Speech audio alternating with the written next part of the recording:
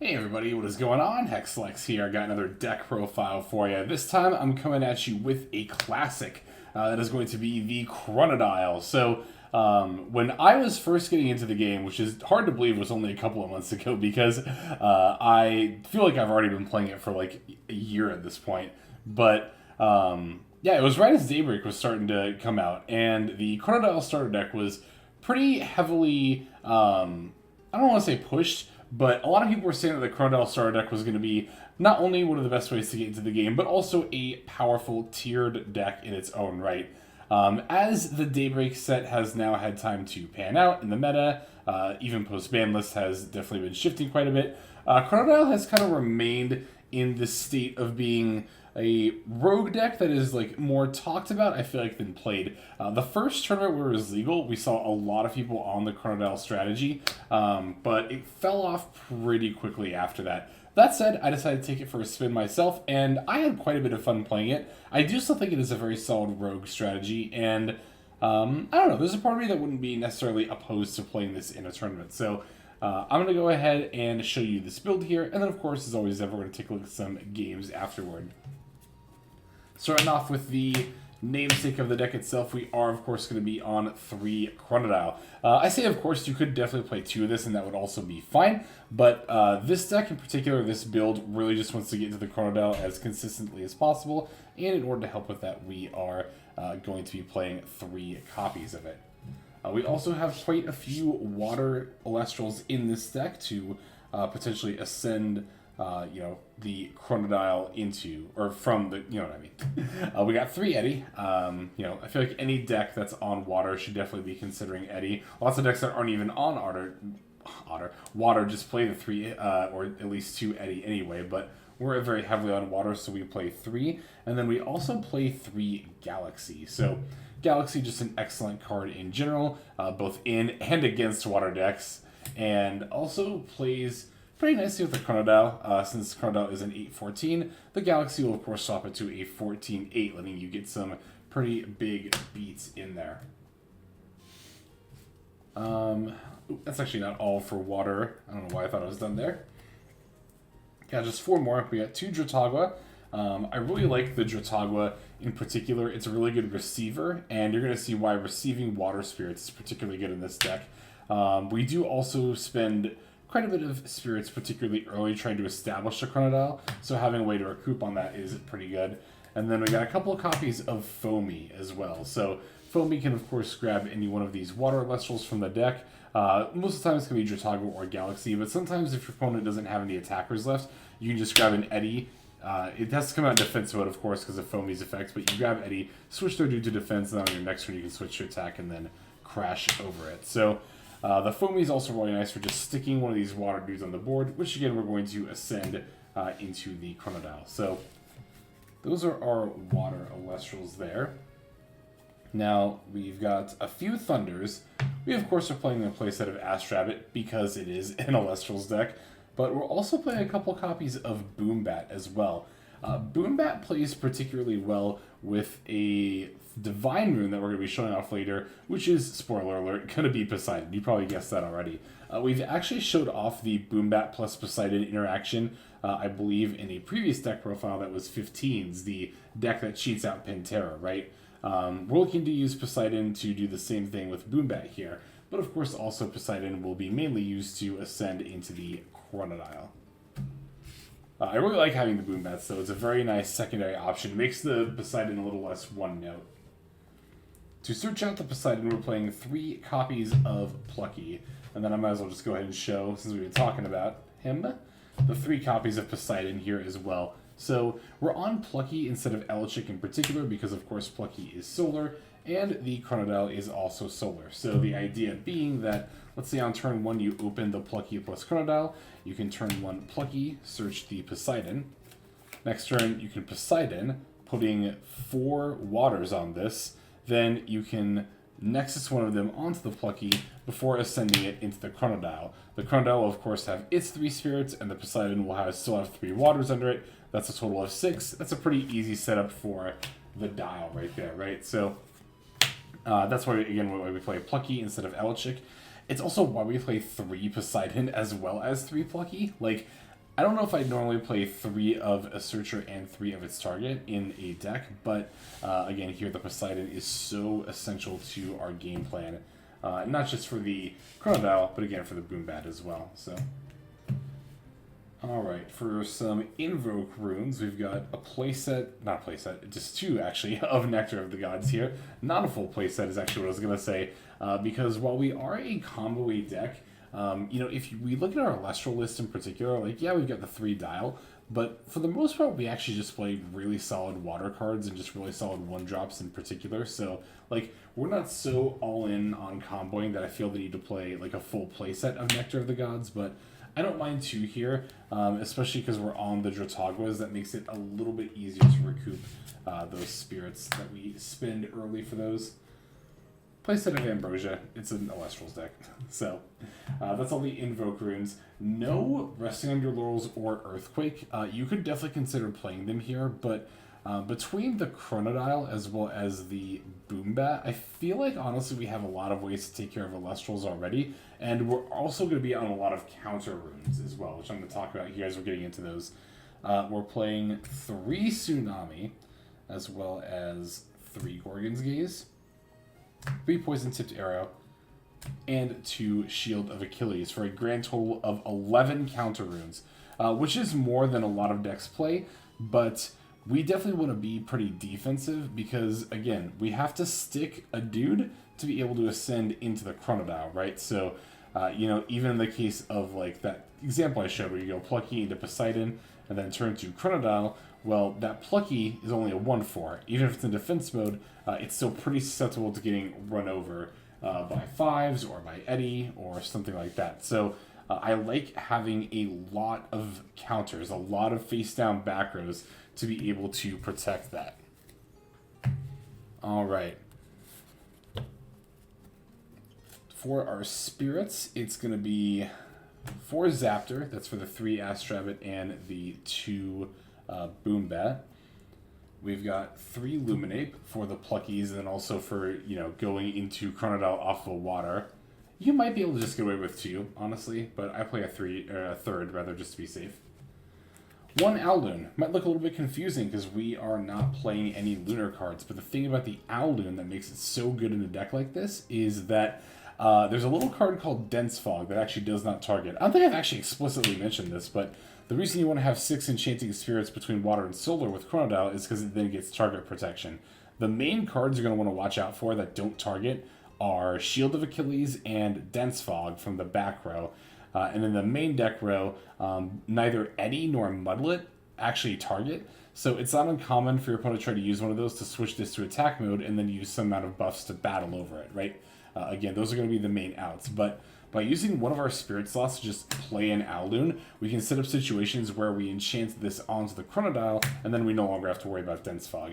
That's usually something that only comes up after sideboarding, you know, in this current meta. But as Moonrise comes out, you know, we'll definitely see more decks that are probably main decking the Dense Fog there. All right, so that is 8, I believe, right there, leaving a total of 12 remaining for water. So there's our list. Now let's go ahead and start diving into these games. Okay, let's go ahead and take a look at this game from Webcam Weeklies, actually. My opponent is going to be on Thunder Nexus for this one, and taking the first turn, they're going to lead off with an Astrabbit, immediately digging into the top 3 cards of their deck, looking for something to add here. So, yeah, definitely a little anxious about playing against the best deck of the format, but at the same time, I think it's a good litmus test for just how effective the Chronodile deck can be. And oof, we have the set 3 in pass here. Alright, opponent's going to shuffle up their deck during the end phase there. I'm going to go for my own Astrabbit, also in defense mode. And it's going to be met with a Poison-Tipped Arrow coming down here. But we still get the effect to look at our top 3, and we are definitely going to be doing that. So this might be a game state because we're already having to play catch-up into this Astrabbit in the back row, where I'm more looking to do tempo plays rather than necessarily trying to rush out the Chronodile. But from what I remember of this game, I did actually open the Chronodile. It's either that or the Poseidon, and then I found the other one pretty shortly afterwards. So Unfortunately, I don't have any counter runes here, though, so I just have to pass with the Astrabbit eating the arrow there.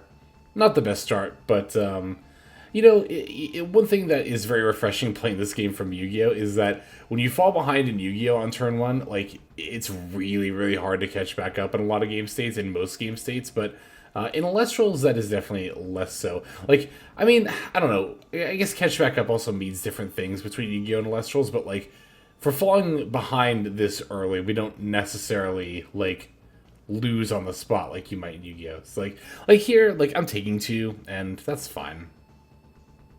In the grand scheme of things. Taking a couple of water here.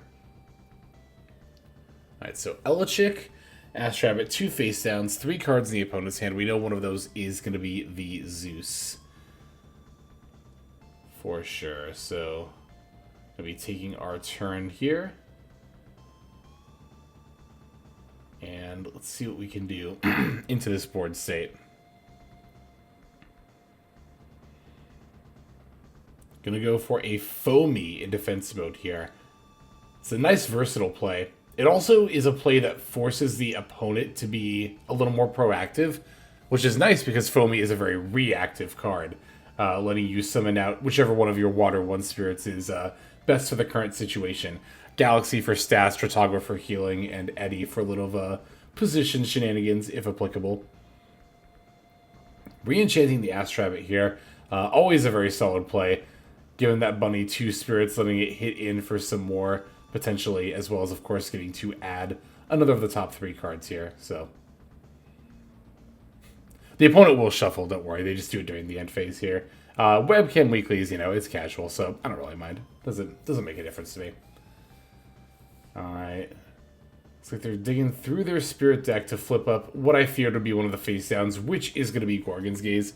That is kind of one of the reasons why I ran out the Foamy here, because I didn't want to make a proactive play into a Gorgon's Gaze. Forcing my opponent to use it more proactively here is kind of nice, actually. But it does mean I take 3 total spirit damage here. Or no, just 2, sorry. But, alright. Gonna draw for turn. Let's see what we can potentially do here. Galaxy would be very nice here. Don't have one just yet, but I am going to Boom Bat. So I'm pretty sure I do have the Poseidon at this point. Yeah, we're going to go for the Poseidon following the Boom Bat here. I'm sure it's coming. There it is, yep. So the idea here is I want to try to use Boom Bat to pop the Elachik and then crash battle my Boom Bat into the Astrabbit. I'm pretty sure I do take a point of spirit damage if I do that, but I think that's definitely fine to clear the board here. So yeah, this is one of the interactions with Poseidon, like I said, beyond just using it with Chronodile, and that's why I really like having Boom Bat in this deck, is it makes it a lot, a lot less one note. All right, we're gonna use the Boom Bat effect here. Attempts to use on the Elachik.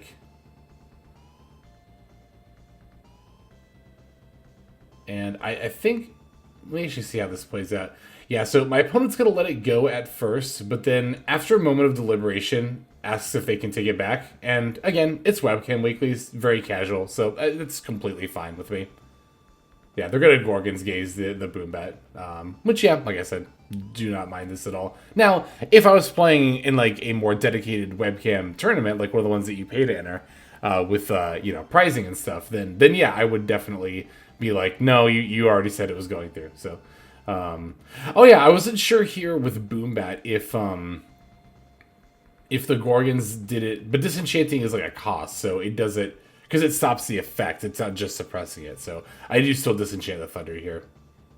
I was pretty sure that's how that works, but I wasn't 100% sure, but my opponent did clarify, but yeah, no, I guess like I was saying, in a more major tournament, I would not, I'd be less inclined to let my opponent do a take back, but for Webcam Weeklies, it's all good, we're just here to have fun.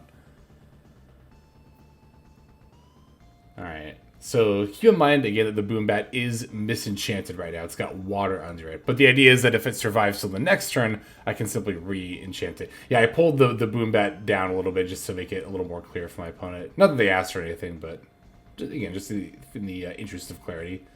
Ambro coming down here. We're going to put 3 of the spirits back into their spirit deck. going for the Zeus here. Thought this was kind of interesting decision, because I didn't feel like the Zeus really changed much here. I think they're going to end up using, the Zeus on the Boom Bat, but I feel like they could have just run Elchik over Boom Bat and then hit with Astrabbit. But maybe there was because I'm trying to think, I don't think there's any face down I could have that would buff my Boom Bat. Maybe there's a card I'm not aware of off the top of my head that they were playing around. Re-enchanting the Elchik with the water. Oh, maybe that's what it was. Like, wanting to hit in for 2 with the Elchik. Or, if I do have the Tsunami, then the Rabbit goes to defense, and the Elchik still hits in for 1. I think I understand now.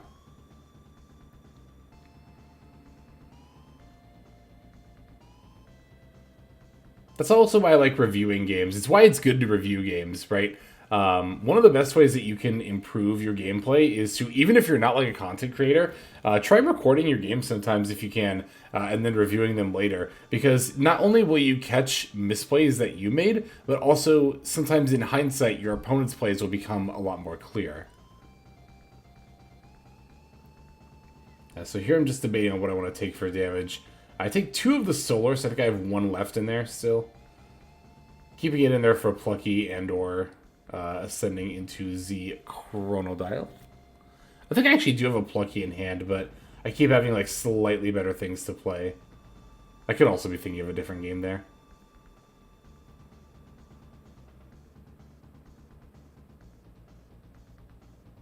Yeah, debating on making my move here. Yeah, the back row and the Zeus do make this situation a little more tricky. But yeah, we're going to run out another Boom Bat here. And basically just going to try to do pretty much the exact same thing I did last turn. Going to Boom Bat with the Thunder, Poseidon to put the water on the Boom Bat. From here we can Boom Bat the Elchik. And this time there's no Gorgons, which is quite good. And we are just going to crash into the Astrabbit. Definitely want to crash here, even though it means we lose the Boom Bat, because, of course, not only does it mean that they don't just get to run over it with Zeus, but they also can't, like, re-enchant. The funny thing is, too, by re-enchanting the Astrabbit and the Elchik here, they've kept a lot of what's in their hand kind of a mystery to me right now. Toxian coming down here. I think I had a Gorgon's Gaze, but I decided, you know what, taking the burn and the attack is, like, the same thing anyway, so... Yeah, I'm kind of debating if I want to use it or not, and then I realized, like, I think it's a Gorgon's Gaze. It might have actually been a PTA, too. It was one of the two, and I decided that taking the 2 between the burn and the damage was preferable to using the Omni here. I'm pretty sure at this point I'm debating if I want to spend, like, my last Solar or not, or if I want to spend, I think I have a Thunder in there, too. I am starting to get a little low on waters, so... I think I have, 4 spirits left. 2 of my waters are still under Poseidon, though, which is worth noting, of course. But I don't like casting invokes or counters off of Poseidon if possible, because of game states like this, actually, where you can get such repeated value over, like, from one Poseidon over time between both Boom Bats, right, and then also still the potential to ascend into Chronodile. Now here I'm low enough on like water in particular that I am going to cast Ambro off of the Poseidon, putting back a total of 3 water here. So it's not like you never do it, but... Alright, from here we can use Eddie to swing over the Toxian. So, yeah, I mean, this is what I was talking about. Like, for a long while, for pretty much this whole game up to this point, the board state was not really in my favor between that Elchik and Astrabbit, but... you know, a couple of attempts of the Boom Bat followed by an Eddie has kind of put things a little bit more back on my corner a little bit. Spirit count, I know the opponent is still up on us by a decent bit, but, you know, that Amber also helps recover as well. Jolton coming down here. Which is, of course, going to attempt to grab the Mount Olympus. No response to the cast, so gonna let that go. I think I might have a shield. Pretty sure I end up using a shield on this Jolton. Like, you don't always want to use the shield on, you know, something that can cast on search. When it comes to the stadium, right, it's really not that big of a deal. It's not like I play stadiums to contend to the Mount Olympus anyway, so if they want to have 2 Mount Olympus in hand, it's not going to make a difference, the second one. So, yeah, we're going to shield here. Save our Eddie. And then draw for turn. Yeah, I know for sure I had the Chronodile in hand at this point, and I was like debating if I wanted to go for it, but at the same time, I wouldn't have enough enchanting spirits to make it untargetable. So I decided to prioritize a little more on staying alive here. I'm gonna go for a Dratagua in attack mode. Might look a little bit greedy. It actually is very greedy, but the reason I do it here mainly is because I'm going to use Poseidon and then enchant the last remaining spirit on the Dratagua to heal for 2 more. In hindsight, because you can probably guess what's going to happen here, and I did think about this beforehand, but I was like, you know what, I'm just going to go for it. But yeah, I did it in attack mode to hit for 2 spirits here. My main goal at this exact moment was to just recoup the spirit deck difference. I'm pretty sure we're both around 6 or 7 at this point, so I've kind of evened things out. But there's definitely a pretty decisive reason why you don't want to have 2 attack mode Alestrals against Thunder, and you can probably already guess what it is. Now, it's not as big of a deal if you have an answer for it, which I kind of do here, but I'm going to have to pay a lot, as you're going to see here in a moment. So, sure enough, me having 2 attack mode Alestrals means that our opponent is able to spend a couple of Thunders here to cast out the Arcolith in... Wait for it. There we go. Attack mode. I am going to PTA it. And I'm going to pay off the Dratagua to save myself a little bit of spirits. But this does not negate the Arcolith. Ideally, that would have been a Gorgon's Gaze. That would have been so good here. But fate was not on our side. So the PTA will be able to answer the Arcolith, but I'm going to have to pay not only 2, but also, of course, I'll be taking 4 points of damage from this attack, meaning while I can take care of the Arcolith, it'll cost me a total of 6 spirits, which is quite expensive. I could have saved myself. Well, that's the thing, right? I was going to say I could have saved myself. I mean, I definitely could have saved myself by putting the Dratagua in defense mode. I guess it really just depended on what other proactive play, our opponent had in hand.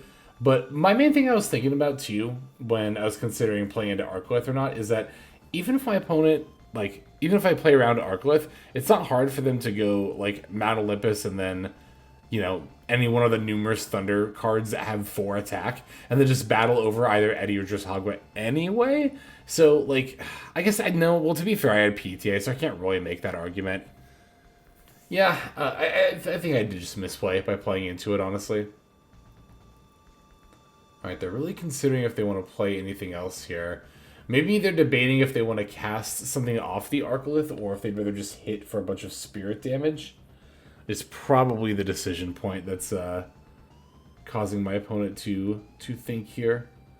But ultimately, they are just going to end up battling over the Dratagua, which is going to result in 4 points of damage. And then I will end up paying, like I said, 2 more for the poison-tipped arrow.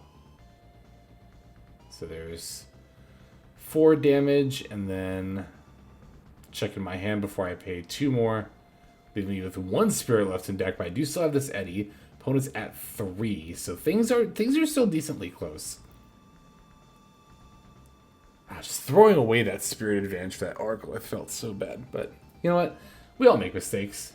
None of us are perfect players, and it's all good in that regard. I mean, of course, you don't want to say it's all good, that it's okay that I made a mistake, but just being kind to yourself, reminding yourself that we're not all perfect players. Something I tell people who watch the Master Duel videos a lot. There's just probably a decent amount of you too, but I'm actually not quite sure what the split on that is. Let me know in the comments if you found me through looking for Alestrals content, or if you follow me from my main channel. I'd actually be quite interested. Alright. Opponents can use their last spirit on a Joltin. And that is going to get to battle over the Foamy here. I'm trying to remember what my face down is, because I remember debating... Oh, it's PTA. That's right. Because I was I'm debating if I wanted to use PTA here, paying off the Foamy. But I decided it didn't matter, because either way, it ends with, them having Jolton up and me having Eddie up and me not having Foamy anymore. So I figure if they battle over Foamy, at least I keep the PTA, which in, I don't know, 1 in every 500 games might come up here. So, yeah, there goes the Foamy. Pretty much just in top deck mode at this point. As in looking to find exactly Ambrosia. Well, that's the thing. If I play Ambrosia, I'm going to just spend it off of Eddie. Actually, I do have Ambrosia. I thought I didn't realize Okay, I thought that was next turn for some reason. Or no, it is this turn. I'm just dumb. Never mind. I didn't realize that the turn had passed already. So yeah, we're spending the Ambro here. We're spending off the Eddie for the Ambro here. Alright, now from there, I'm going to expend a draw, because I really just need to find an Celestial, set a card. I do remember that that's Tsunami. So that's the idea here, right? Is I'm like, okay, they're going to attack, I'm going to Tsunami. If I can get anything with 3 or more attack, not a terribly big ask, then I might just have it. Opponent's going to try to swing in. Like I said, there's a Tsunami. They're at 0 spirits in deck, but they still have that 1 on the Zeus, too. So things are to come down to the wire. And unfortunately, that last top deck is going to be the second Chronodile, which is going to close out the game here. Very, very close game with Thunder Nexus. I had to show this one because of just how quality it was. My opponent played very, very well there. But yeah, that's going to go ahead and do it for this video. So thank you as always as ever for checking out my Alestrals content here. Definitely feel free to sub if you're interested in more. But either way, I appreciate you watching to the end. This is Hexlex signing out, hoping that you have a fantastic day.